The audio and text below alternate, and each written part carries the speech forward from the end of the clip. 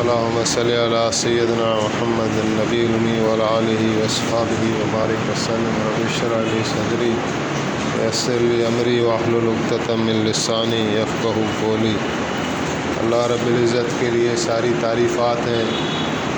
اس پوری کائنات کا خالق ہے، مالک ہے، رازق ہے، پوری کائنات کا نظام چلانے والے ہیں، امر کن سے اس کائنات کو وجود میں لانے والے ہیں. ہمیں اللہ تعالیٰ نے انسان بنایا ہے، اللہ تعالیٰ کا ہم شکر ادا کرتے ہیں.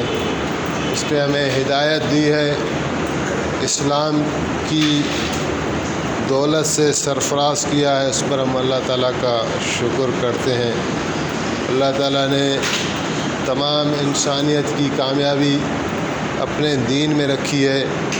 یہ دین ہمارے زندگیوں میں آ جائے، ہمارے دل میں آ جائے، ہمارے رہن سہن میں آ جائے، پوری انسانیت میں یہ دین آ جائے تاکہ انسان جہنم کے راستے سے بچ جائیں اور جنت کے راستے پر لگ جائیں. یہ تمام انبیاء کی فکر تھی اور آخر میں نبی کریم صلی اللہ علیہ وآلہ وسلم کو مبعوث فرمایا اور حضور پاک صلی اللہ علیہ وآلہ وسلم نے محنت کی اور ایسے معاشرہ جو جہالت میں ڈوبا ہوا تھا، جو ظلمات میں ڈوبا ہوا تھا، پھر انہی کو اللہ تعالیٰ نے ہدایت دی اور رضی اللہ تعالیٰ عنہم بن گئے. تو لہذا جو کلمہ ہے لا الہ الا اللہ محمد رسول اللہ صلی اللہ علیہ وآلہ وسلم، اس پر جو ہے پورے دین کا ہمارا انحصار ہے. یہ بنیادی کلمہ ہے اور بنیادی رکن ہے، اور دوسرے جو ارکان ہیں اسی کا بھی بنیاد یہ کلمہ ہی ہے. اور پھر موسیٰ علیہ السلام کو اللہ تعالیٰ نے فرمایا تھا کہ لا الہ الا اللہ کا جو وزن ہے وہ زمین و آسمان، اگر زمینیں ہیں 7 اور آسمان ہو 7 اور وہ ایک پلڑے میں رکھے جائیں اور اس کلمے کا وزن جو ہے دوسرے پلڑے میں رکھا جائے تو یہ کلمہ جو ہے وہ بھاری ہوگا. اور کیوں نہ بھاری ہو، اللہ کا نام ہے یہ لا الہ الا اللہ محمد رسول اللہ صلی اللہ علیہ وسلم. جب کلمہ پڑھ لیا نبی کریم صلی اللہ علیہ وآلہ وسلم کا تو ظاہر ہے ہم اسلام میں داخل ہو گئے. اب اسلام میں داخل ہو گئے تو اس کے جو احکام ہیں وہ ہمیں ماننے پڑیں گے. کچھ چیزیں کرنے کی ہیں، کچھ چیزیں رکنے کی ہیں. تو جو کرنے کا حکم ہے ان میں سب سے کلمے کے بعد جو اونچی چیز ہے وہ نماز ہے. آپ علیہ السلام نے جو آخری وصیت بھی فرمائی امت کو تو یہ فرمائی الصلاۃ وما ملکت ایمانکم، کہ میری امت نماز اور اپنے ماتحت جو کچھ آپ کے ہاتھوں میں اس کی میں تمہیں وصیت کرتا ہوں. تو لہذا 5 وقت کی نماز اللہ تعالیٰ نے فرض کی ہے اور ان 5 وقت کی نماز کا جو اہتمام کرتا ہے اللہ تعالیٰ نے اس کا محض اپنے لطف و کرم سے ذمہ اٹھایا ہے کہ اس کو میں اپنی ذمہ داری کے ساتھ جنت میں داخل کروں گا. اور جو ایسی نماز نہیں لاتا اور نماز میں غفلت اور کوتاہی کرتا ہے پھر اللہ تعالیٰ کہہ رہے ہیں کہ پھر میری مرضی ہے، چاہے تو میں اس کی مغفرت کر دوں اور چاہے تو میں اس کو عذاب کر لوں. لیکن نمازی کا اللہ تعالیٰ نے ذمہ اٹھایا ہوا ہے. کتنی بڑی سعادت کی بات ہے. تو نماز کو سیکھنا بھی ہے اور نماز کو صحیح طور پر ادا کرنا ہے. نماز بہت اونچا عمل ہے اور اللہ تعالیٰ نے پہلے دن ہی جب وحی نازل ہوئی تھی حضرت جبریل امین نے پر مارا تھا غار حرا میں، چشمہ برآمد ہوا اور نبی علیہ السلام کو وضو کروایا اور 2 رکعت نماز پڑھائی تھی. تو پہلے دن سے ہی نماز ہے. تو نماز کو سیکھ کر پڑھنا ہے. اس کے لیے علم کی ضرورت ہے کہ میری نماز قبول ہو جائے. اس میں شرائط کون سے ہیں؟ نماز میں داخل ہونے سے پہلے کچھ شرائط ہوتے ہیں وہ پورے کرنے ہوتے ہیں، اس کے بغیر ہماری نماز ہو نہیں سکتی. تو پھر جب نماز میں داخل ہو گئے تو پھر ارکان نماز ہیں کہ ان کا خیال رکھنا ہوتا ہے، پھر واجبات ہیں، پھر سنتیں ہیں. تو نماز کو سمجھ کر پڑھیں. نبی علیہ السلام نے فرمایا، کسی صحابی نے عرض کیا کہ احسان کیا ہے؟ تو آپ نے فرمایا احسان یہ ہے کہ تم نماز اس طرح ادا کرو گویا تم اللہ تعالیٰ کو دیکھ رہے ہو، اور اگر تم اللہ تعالیٰ کو نہیں دیکھ رہے تو اللہ تعالیٰ تو تمہیں دیکھ رہے. تو یہ اللہ کا ذکر ہے. اللہ تعالیٰ نے فرمایا اقم الصلاۃ لذکری، کہ نماز کو قائم کرو میری یاد کے واسطے. تو ہم قیام میں، رکوع میں، سجدے میں ٹھہر کر اللہ کی بڑائی کو بیان کرنے والے ہوں اور کم کم سے کم اتنی آواز کے ساتھ ضرور پڑھیں جو اپنے کان سن رہے ہوں، جو تلاوت کریں، جو تسبیحات کریں، اتنی آواز کے ساتھ پڑھیں اور ٹھہر ٹھہر کر پڑھیں تاکہ اللہ کی رحمت جو ہے وہ ہمارے اوپر متوجہ رہے۔ اور اس کے ساتھ ساتھ ذکر کرنے والے ہم بنیں۔ ذاکرین کے لیے نبی علیہ السلام نے فرمایا کہ جنت میں ایک علیحدہ دروازہ ہے، وہ ان کے لیے ذاکرین کے لیے خاص ایک دروازہ ہے جس سے وہ جنت میں داخل ہوں گے۔ تو اللہ تعالیٰ نے فرمایا کہ یا ایھا الذین آمنوا اذکروا اللہ ذکرا کثیرا لعلکم تفلحون، کہ اے ایمان والو اللہ کا ذکر کرو کثرت کے ساتھ تاکہ تم کامیاب ہو جاؤ۔ تو کثرت کے ساتھ ذکر کریں، اور خاص طور پر یہ تسبیحات جو بزرگوں نے دی ہیں، سبحان اللہ، الحمدللہ، لا الہ الا اللہ، اللہ اکبر، لا حول ولا قوت الا باللہ العلی العظیم، یہ جنت کے باغات ہیں، یہ جنت کے درخت ہیں۔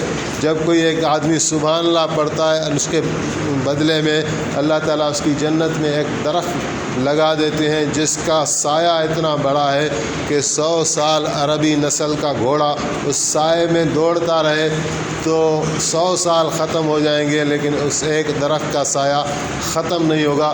ایک جنت کا درخت اتنا بڑا ہے تو جنت کتنی بڑی ہوگی، اور کس کے بدلے میں مل رہی؟ خالی ہم سبحان اللہ کے۔ تو ایسے خزانے نبی علیہ السلام ہمارے لیے لائے، اور جب ہم نے کلمہ پڑھ لیا، نماز پڑھ لی، جب ہم نے ذکر اللہ کا شکر کر دیا، شروع کر دیا، شکر والے بھی بن گئے، تو ایک بات کا ضرور خیال رکھنا ہے کہ ہمارے معاملات ٹھیک ہوں۔ ایسے نہیں کہ ہم اللہ کی مخلوق کو ستاتے پھریں اور پھر نماز پڑھتے رہیں، ذکر بھی کرتے رہیں، اور اللہ کے بندوں کے حقوق ہم غضب کرتے رہیں، پڑوسیوں کے حقوق ہم غضب کرتے رہیں، اور انسانوں سے ہم حسد رکھیں۔ تو نبی علیہ السلام نے فرمایا کہ حسد جو ہے وہ نیکیوں کو اس طرح جلا دیتا ہے، راکھ بنا دیتا ہے، جس طرح آگ جو ہے لکڑیوں کو راکھ بنا دیتی ہے۔ تو حسد نہ کریں اور انسانوں کی خدمت کریں، ماں باپ کے ساتھ حسن سلوک کریں، بہن بھائیوں کے ساتھ حسن سلوک کریں۔ اللہ کے نبی صلی اللہ علیہ وسلم نے فرمایا کہ جو شخص چاہتا ہے کہ میری عمر میں بھی برکت ہو اور میرے رزق میں بھی برکت ہو، اس کو چاہیے کہ صلہ رحمی کرے، یعنی اپنے رشتہ داروں کے ساتھ اچھا سلوک کرے، حسن معاملہ رکھے، اور اس کے ساتھ ساتھ جو ہم عبادات کریں اس میں اخلاص ہو، یعنی وہ اللہ کی خاطر ہو، کسی کو دکھلانا مقصود نہ ہو، نہ کوئی اور مقصد ہو، مقصد ہمارا اللہ کی رضاؤں کو حاصل کرنا ہو اور کوئی مقصد نہ ہو۔ جس طرح حضرت ابوبکر صدیق رضی اللہ تعالیٰ عنہ نے حضرت بلال کو آزاد کرایا، بڑی بھاری رقم بھری تھی، تو لوگ کہنے لگے کہ اتنی بڑی رقم جو ہے وہ اللہ کی خاطر نہیں دیتی، کون دیتا ہے اللہ کی خاطر؟ یہ کوئی بلال نے احسان کیا ہوگا کسی زمانے میں حضرت ابوبکر پر، تو اس احسان کا شاید بدلہ چکا ہے۔ تو اللہ تعالیٰ نے اس کی نفی کی اور سورۃ لیل کی اور آخری آیات نازل کی، وَسَيُجَنَّبُهَا الْأَتْقَى الَّذِي يُؤْتِي مَالَهُ يَتَزَكَّى وَمَا لِأَحَدٍ عِندَهُ مِن نِّعْمَةٍ تُجْزَىٰ إِلَّا ابْتِغَاءَ وَجْهِ رَبِّهِ الْأَعْلَىٰ وَلَسَوْفَ يَرْضَىٰ۔ اس کا مفہوم یہی ہے کہ اللہ تعالیٰ نے فرمایا کہ اس بڑے پرہیزگار کو دوزخ سے بچایا جائے گا جو اپنا مال اس لیے خرچ کر رہا ہے کہ اللہ راضی ہو، اور اس پر کسی کا احسان نہیں ہے جس کا وہ بدلہ چکا رہا ہو، وہ اللہ کی خاطر کر رہا ہے اور اللہ عن قریب اس سے راضی ہوگا۔ تو یہ اخلاص ہمارے دلوں میں آ جائے اور ہمارے اعمال میں آ جائے، ہم نماز پڑھیں اللہ کی خاطر، کسی کے ساتھ اچھا معاملہ کریں اللہ کی خاطر۔ پھر ایک حدیث ہے کہ من احب للہ و ابغض للہ و اعطى للہ و منع للہ فقد استکمل الایمان، کہ جس نے کچھ دیا تو اللہ کی خاطر، روکا تو اللہ کی خاطر، محبت کی تو اللہ کی خاطر، دشمنی کی تو اللہ کی خاطر، اس نے اپنا ایمان مکمل کر دیا۔ تو دین اس کا تقاضا کر رہا ہے کہ ہم خالص ہو جائیں اللہ کے لیے، اللہ کے بندے ہیں تو اللہ کے لیے ہم اپنے آپ کو خالص کریں، اور دعوت اللہ کہ امر بالمعروف اور نہی عن المنکر، لوگوں کو نیکی کا حکم کریں اور خود بھی نیکی کریں، اور برائی سے لوگوں کو منع کریں اور خود بھی اس سے رکیں۔ یہ دین کی خوبصورتی ہے، یہ بہت بڑی نیکی ہے، دعوت اللہ۔ حضرت ابوبکر صدیق رضی اللہ تعالیٰ عنہ سب سے پہلے مسلمان ہوئے، تو رسول اللہ نے فرمایا جو میرا کام ہے وہی تمہارا کام ہے۔ تو وہ اس دعوت کو لے کر چلے، اور پہلے دن ہی 5-6 بڑے ہستیوں والے جو عشرہ مبشرہ کے صحابہ ہیں، وہ جناب حضرت ابوبکر کے توسط سے مسلمان ہوئے۔ تو یہ کام اللہ کے نبی نے کیا اور صحابہ نے کیا، اور اسی کام کو لے کر آپ پہلے دن سے چلے اور آخری دن تک آپ نے یہی کام کیا۔ اور پھر فرمایا حجۃ الوداع کے موقع پر کہ فَلْيَبْلُغِ الشَّاهِدُ الْغَائِبُ، کہ جو یہ بات سنتا ہے، جو اس بات کا گواہ بن گیا، اس کا کام ہے کہ یہ غائب تک پہنچائے۔ جو نہیں ہے، جس نے نہیں سنا ہے، اس کا ذمہ داری ہے کہ یہ اس تک پہنچائے۔ ابھی یہ جو دین مکمل ہو گیا اور وحی کا سلسلہ ختم ہو گیا، رسول و نبیوں کا سلسلہ ختم ہو گیا، ابھی یہ امت جو ہے نبیوں کی قائم مقام ہے۔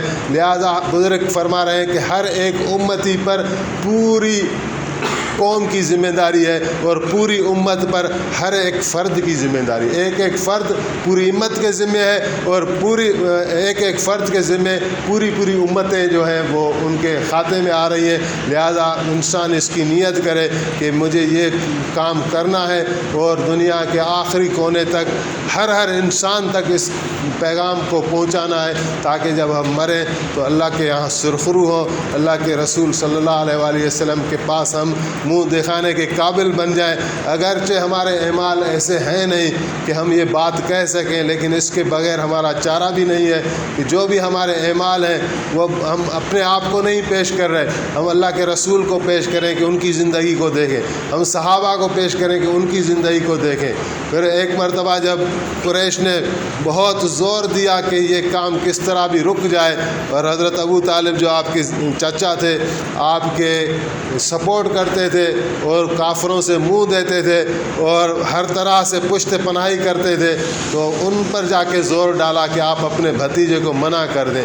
تو وہ بھی حضور کی خدمت میں گئے اور فرمانے لگے کہ میں بھتیجے اب اتنا وزن میرے ان کندھوں پر نہ ڈالو کہ میں وہ اٹھا نہ سکوں۔ ابھی یہ قریش آ گئے، وہ کہہ رہے ہیں کہ آپ کو کیا چاہیے، حکومت چاہیے، عورت چاہیے، تخت چاہیے، دولت چاہیے، آپ اپنی زبان سے حکم کریں، ہم وہ خزانے آپ کے قدموں میں پھینک دیں گے، لیکن آپ اس کام کو نہ کریں، ان بتوں کی خلاف ورزی نہ کریں۔ تو رسول اللہ نے فرمایا چاچا جان، میں یہ کام اپنی مرضی سے نہیں کرا، مجھے اللہ نے اس کام کے لیے منتخب کیا ہے، اور میں تو یہ کرتا رہوں گا یہاں تک کہ یا تو اللہ اس کام کو غالب کر دے دنیا کے اندر، یا اللہ تعالیٰ مجھے اس کام کے اندر ختم کر دے۔ تو پھر وہ جناب ابو طالب سمجھ گئے کہ حضور کا ارادہ دیکھا، اور پھر واپس پلٹے ان کافروں کی طرف اور فرمایا کہ دیکھو قریش کی جماعت، تم ایک دین پر ہو اور میرا محمد بھی ایک دین پر ہے، اگر تمہیں بھی حق ہے تم اپنے دین کی تبلیغ کرو، اور اسے بھی حق ہے وہ اپنے دین کی تبلیغ کرے۔ باقی میں کھلے الفاظ میں تمہیں بتا رہا ہوں کہ جو محمد کا دشمن ہے میں اس کا دشمن ہوں، اور جو محمد کے دین کا دشمن ہے میں اس کے دین کا دشمن ہوں۔ اور پلٹ کر حضور کو کہا کہ آپ کام جاری رکھیں جب تک یہ بوڑھا زندہ ہے، جب تک یہ زمین میں دفن نہیں ہوتا، جب تک ان کافروں کو طاقت نہیں کہ آپ کے بال کو نقصان پہنچا سکے۔ تو نبی علیہ السلام نے یہ کام کیا، اور ہر فرد کو اس کام کے لیے تیار کیا اور اپنے سے جدا کیا۔ معاذ بن جبل کو بھی آپ نے بھیجا آخری زمانے میں یمن کی طرف کہ معاذ جاؤ، تو پھر باتیں کرتے کرتے جب آپ کسی بڑے کام کے لیے بھیجتے تھے صحابہ کو، تو چند قدم ان کے ساتھ حوصلہ افزائی میں چلتے تھے۔ تو جہاں اور ہدایتیں کی وہاں آپ نے یہ بھی فرما دیا کہ معاذ جب تم واپس آؤ گے تو مجھے نہیں پاؤ گے، میری قبر کو پاؤ گے۔ تو یہ ایسی خبر تھی کہ گویا اس پر آسمان ٹوٹ پڑا، گویا زمین پھٹ پڑی۔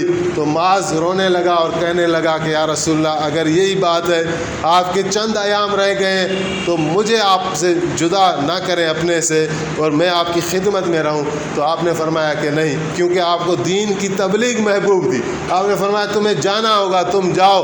اور پھر فرمایا ان اول الناس بی یوم القیامت الذین اتقوا من کانوا وحیث کانوا. فرمایا کہ تم چلے جاؤ, قیامت والے دن میرے قریب وہ ہوگا جو تم میں سے تقوی والا ہوگا, وہ کہاں بھی رہتا ہو, کون بھی ہو, کوئی ذات کا ہے, کسی قومیت کا ہے, کسی علاقے میں رہتا ہے, میرے قریب کون ہے جو میرے دین کا کام کرتا ہے. تو اس کے لیے اللہ تعالیٰ نے یہ جماعت دی ہے. لوگ اٹھے ہیں یہ 100-125 سال سے مخلص ہو کر پوری دنیا کے اندر یہ دھوم مچائی ہوئی ہے اور بیچارے دھکے کھا رہے ہیں, اپنا مال خرچ کر کے, اپنا وقت لگا کر. کوئی اور مقصد نہیں ہے, مقصد یہی ہے کہ امت کے اندر پھر دوبارہ دین زندہ ہو جائے, پوری انسانیت کے پاس یہ اللہ کے رسول کا پیغام چلا جائے تاکہ ہر انسان دوزخ سے بچ جائے اور جہنم سے بچ کر جنت کا راستہ وہ لے لے. تو اسی میں دونوں جہانوں کی کامیابی ہے. تو اس کے لیے بھائی وقت مانگا جا رہا ہے. اس کے لیے میرا بھی ارادہ ہے اور آپ حضرات بھی انشاءاللہ ارادہ کریں. اللہ ہمیں اس راستے میں قبول فرمائے.